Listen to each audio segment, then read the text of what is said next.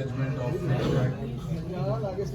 Institute और ख़वातीन और हज़रात, सबसे पहले मैं थोड़ी माजरत चाहूँगा क्योंकि मुझे एक ज़रूरी अचानक काम के लिए बैरून शहर जाना पड़ा जिसकी वजह से ताख़ीर हुई।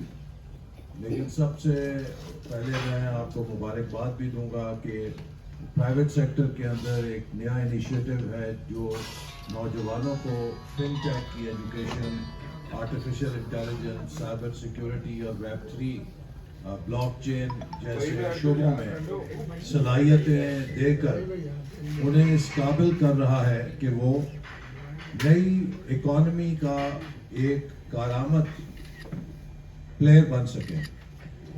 हमारे अहद में जो दुनिया में बड़ी तब्दीली आई है, ये वो तब्दीली नहीं है कि जिसके तहत कटा कटी और मुर्गी अंडे वाला विजन दिया जाता था। ये दरअसल एक डिजिटल रेवोल्यूशन की तब्दीली है जिसने पूरी दुनिया की रहन सहन, दुनिया में किस तरह तालीम हासिल की जाती है, किस तरह रोज़गार हासिल किया जाता है, किस तरह इलाज किया जाता है, या किस तरह प्रोडक्शन या इकॉनमी का कोई शोबा चलाया जाता है, हर शोबे में पैराडाइम शिफ्ट हो रहा है। तो उसकी बुनियाद तब्दील हो रही है जिसको डिजिटल प्लेटफॉर्म्स के ज़रिए खड़ा किया जा रहा है।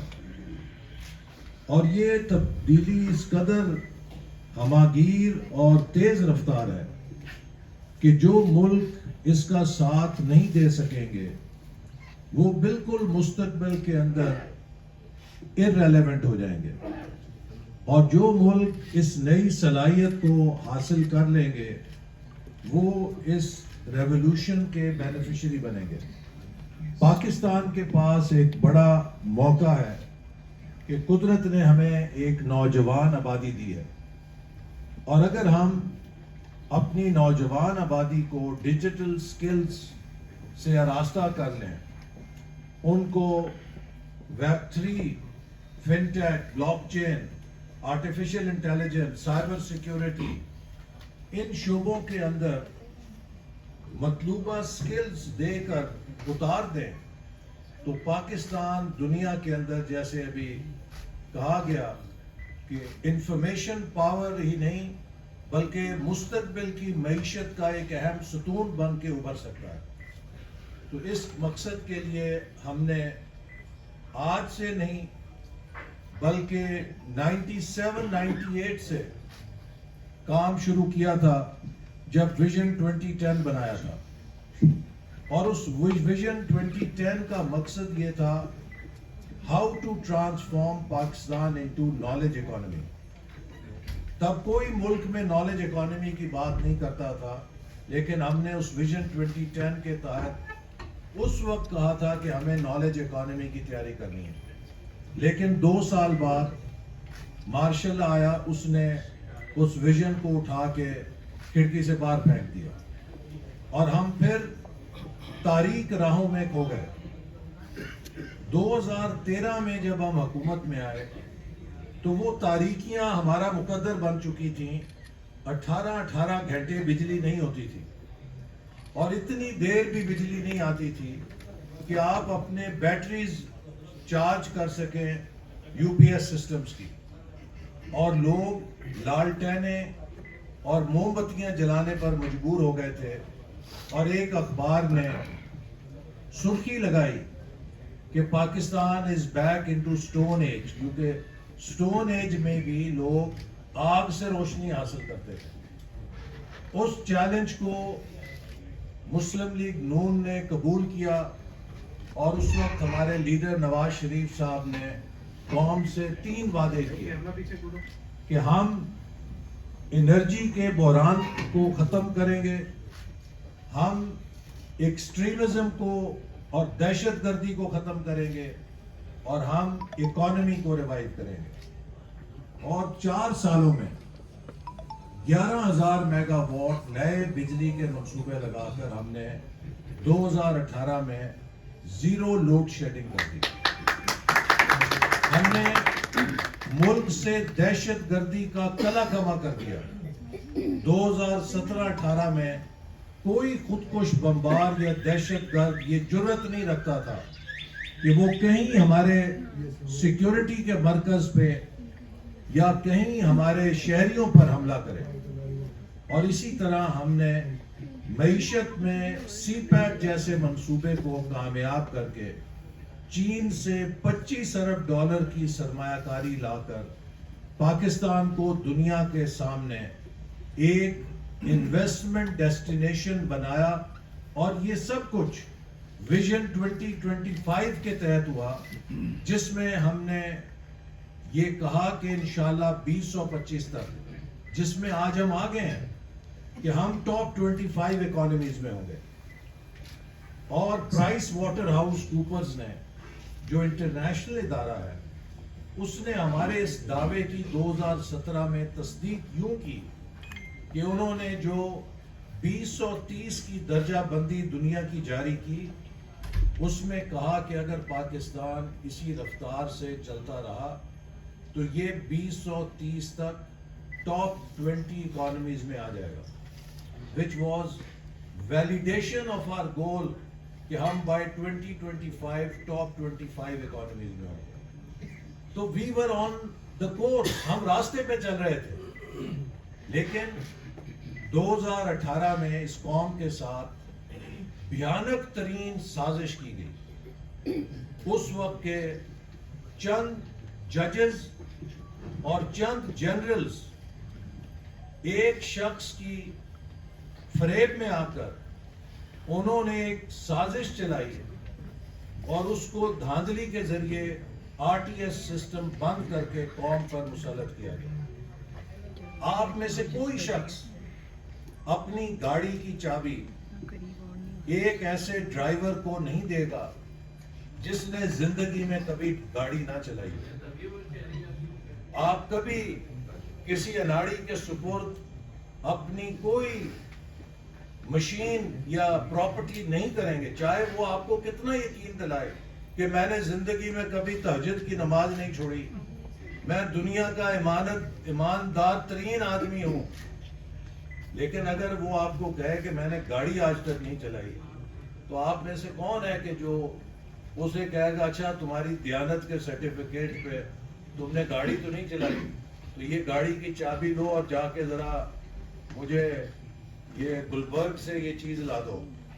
تو کیا وہ گلبرگ پہنچے گا؟ وہ ادھر ہی آپ کے برابر ہی کہیں کسی گاڑی سے ٹکر مارے گا، دیوار میں گاڑی مارے گا، گاڑی بھی توڑے گا اور اپنا سر بھی پیر بھی توڑائے گا.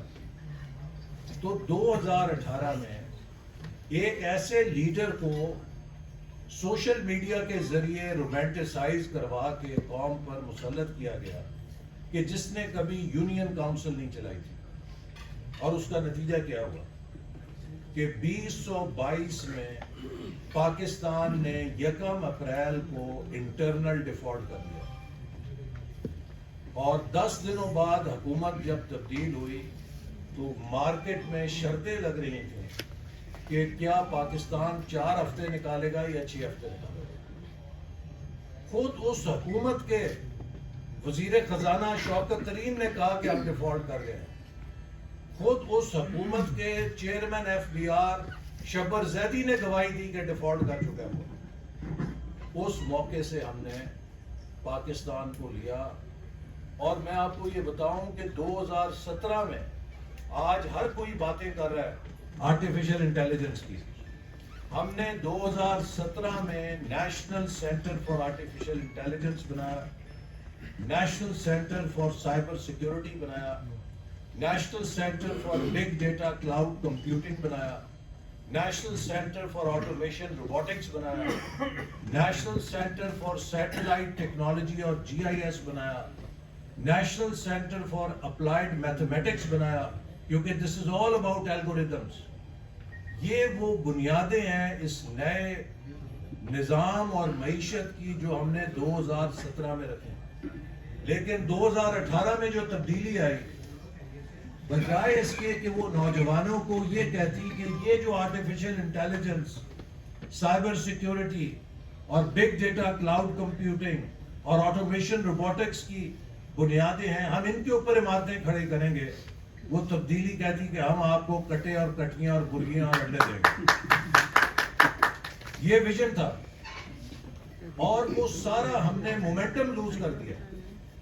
لیکن اس کے بعد پھر ہم نے آ کر جب حکومت سنبھالی تو اس ڈیجیٹل ریولوشن کے عمل کو اڑان پاکستان کے تحت زندہ کیا.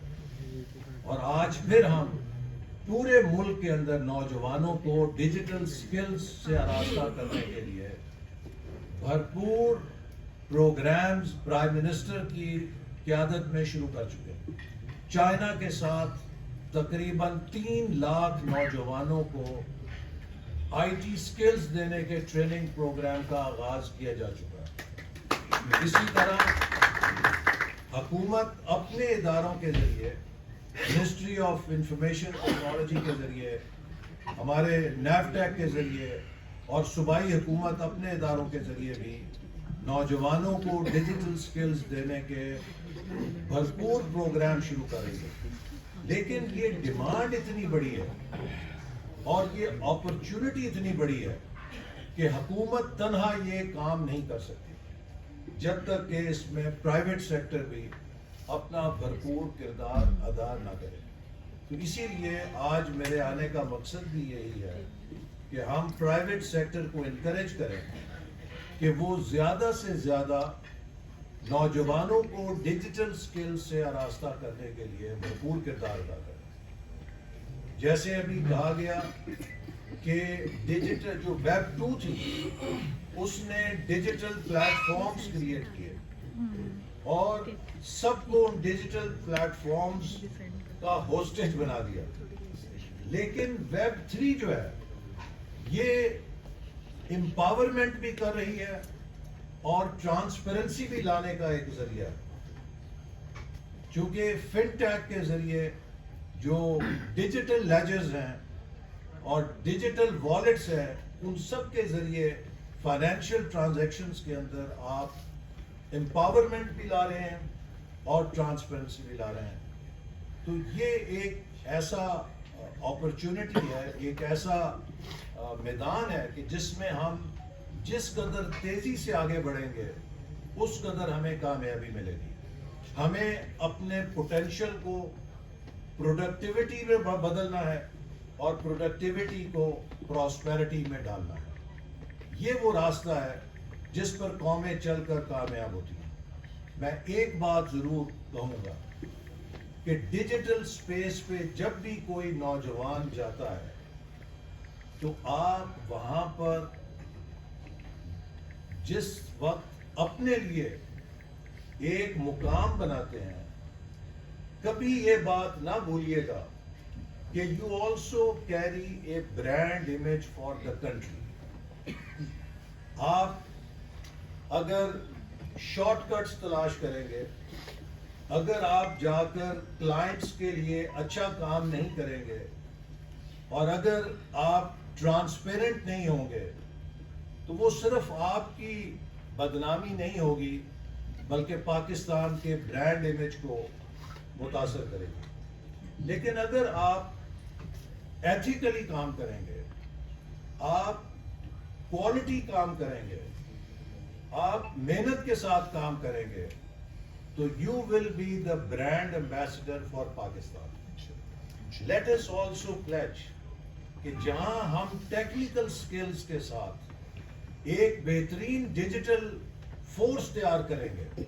میں یہ بھی ضرور ٹریننگ انسٹیٹیوٹ کو کہوں گا کہ اپنے اسٹوڈنٹس کے اندر ایک strong identity of being Pakistani worker بھی پیدا کریں تاکہ وہ اپنے ہر کام میں، اپنی ہر ٹرانزیکشن میں اس بات کا دھیان رکھیں کہ they are brand ambassadors for Pakistan اور they have to build reputation for Pakistan as a destination for digital services, for digital production, for digital work, for fintech, for blockchain, artificial intelligence. پوری دنیا پاکستان کی طرف نظریں اٹھا کے دیکھے.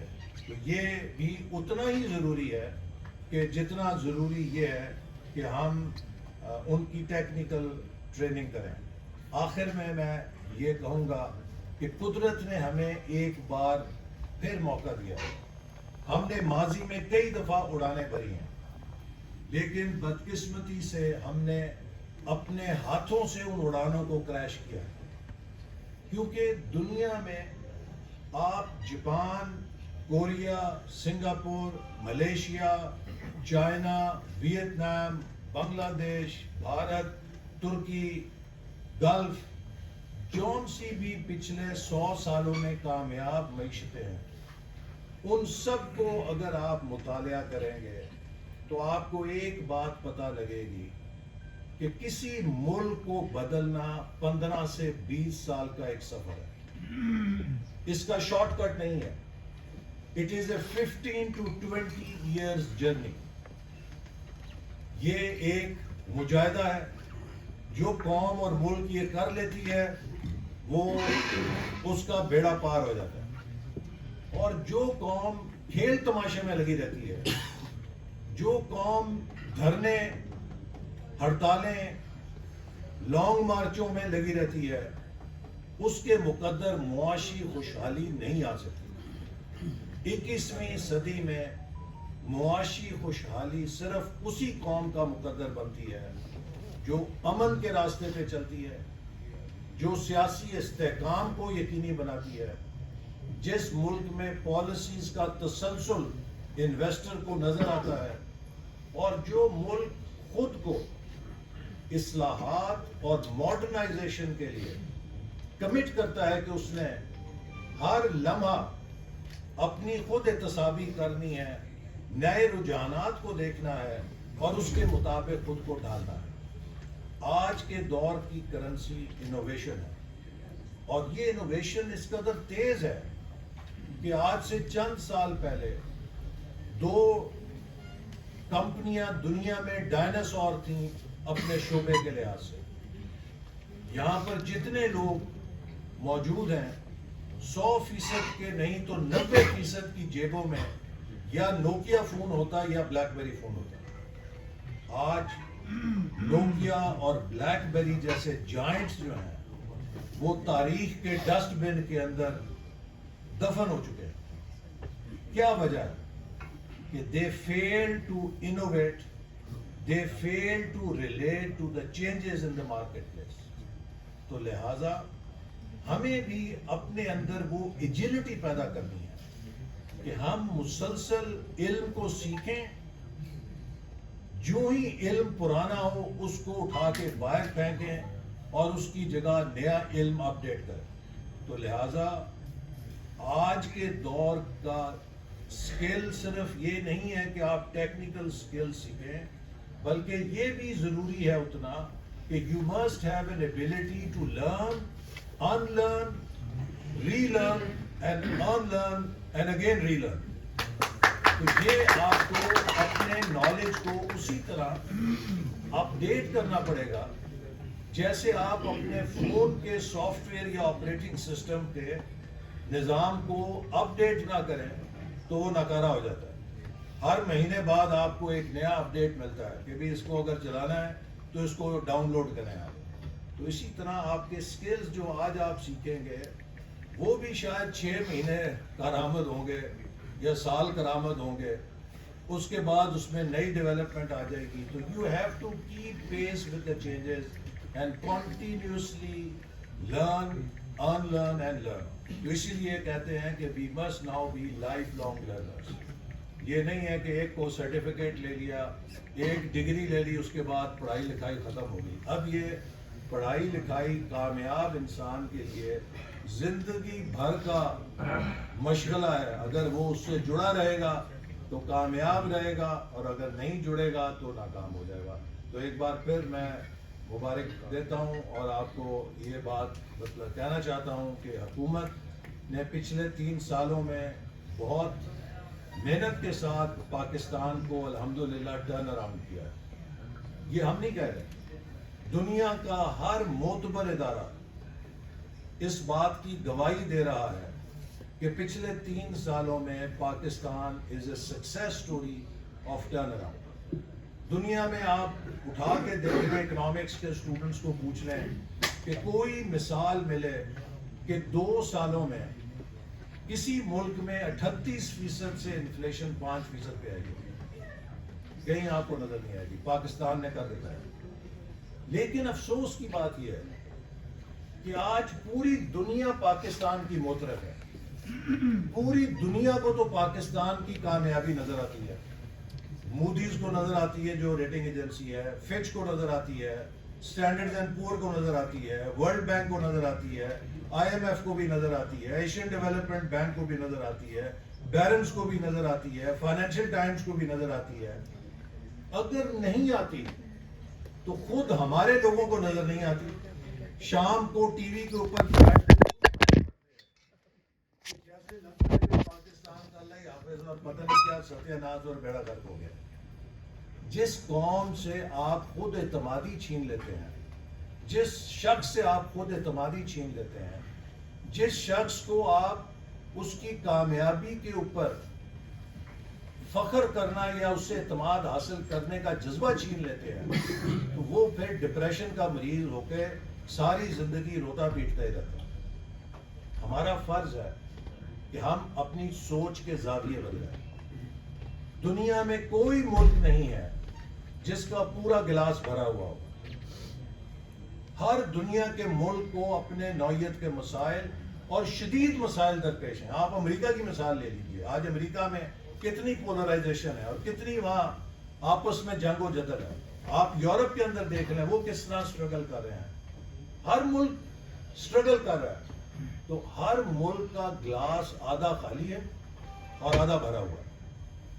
ہم نے اپنا گلاس آدھا بھرا ہوا دیکھنا ہے یا آدھے خالی کے اوپر رونا پیٹنا کرنا ہے. جو لوگ زندگی میں آدھا گلاس بھرے ہوا دیکھنے کی صلاحیت رکھتے ہیں وہی اپنے گلاس کو پورا بھرنے کی امنگ اور کوشش سے کامیابی بھی حاصل کرتے ہیں. لیکن جو لوگ آدھے گلاس خالی کے اوپر روتے پیٹتے رہتے ہیں ان کا باقی ماندہ آدھا گلاس بھی چھلک جاتا ہے اور وہ کسی اور کے حصے میں چلا جاتا ہے. تو we have to become proud Pakistani. We have to start believing in our successes. We have to believe in our potential and we have to start working hard. اب صرف محنت ہے اور جدت ہے, انوویشن ہے, کریٹیوٹی ہے. یہ نعروں کے ساتھ, لانگ مارچوں کے ساتھ, دھرنوں کے ساتھ ہیں قومیں نہیں بنے گی. اب ہمیں ایک اقتصادی لانگ مارچ کرنی ہے اور ہم نے جو ٹارگٹ سیٹ کیا ہے کہ by 2035 we must become $1 trillion economy. اگر ہم محنت کریں گے تو ہم بن سکتے ہیں. لیکن اگر ہم بزنس ایز یوزول پہ چلیں گے تو ہم شاید $600 ارب کی اکانومی ہوں گے اور جتنی ہماری آبادی ہے اس کے بعد یہاں پر ایک ایک روٹی کے لیے لوگ ایک دوسرے کے ساتھ گریبان دست و گریبان ہو رہے ہوں گے. تو اگر ہم نے اپنی سوسائٹی کو ایک خوشحال معاشرہ بنانا ہے تو اس کے لیے ہمیں ویلتھ کریشن کرنی ہے. ویلتھ کریشن ایتھیکلی کرنی ہے, یہ نہیں کہ لوٹ مار سے کرنی ہے. اپنی انٹرپرائز سے کرنی ہے, اپنے انٹرپرینورشپ سے کرنی ہے اور اس ویلتھ کریشن کو دنیا کے تقاضوں سے ہم آہنگ کرنا ہے, کمپیٹیٹو بنانا ہے اور پھر اس ویلتھ کریشن کی تقسیم کو بھی منصفانہ انداز میں کر کے ملک کے اندر اور معاشرے کے اندر ناہمواری ختم کرنے کے لیے بندوبست کریں. یہ ہیں وہ 3 پیمانے جن پر آج کی جدید معیشت بنتی ہے کہ کسی معیشت میں ویلتھ کریشن کی کیا صلاحیت ہے, اس کی ویلتھ کریشن کتنی کمپیٹیٹو ہے اور وہ کتنی انکلوسیو ڈیولپمنٹ کو فروغ دے رہی ہے. میں سمجھتا ہوں کہ یہ ٹیکنالوجی آج ایک ایسا انسٹرومنٹ ہے کہ جو معاشرے کی ناہمواری کو ختم کرنے کا بہت بڑا ذریعہ ہے. غریب گھر کا بچہ اور بچی اس ٹیکنالوجی کے ذریعے اپنی قسمت, اپنے خاندان کی قسمت اور ملک کی قسمت بدل سکتے ہیں. میں امید کرتا ہوں کہ ہمارے نوجوان اس سہولت سے فائدہ اٹھائیں گے اور اپنے لیے اور ملک کے لیے ایک خوشحال اور تابناک مستقبل بنانے کے لیے پورے عزم کے ساتھ اور محنت کے ساتھ اپنی صلاحیتیں بروئے کار لائیں گے۔ پاکستان زندہ باد۔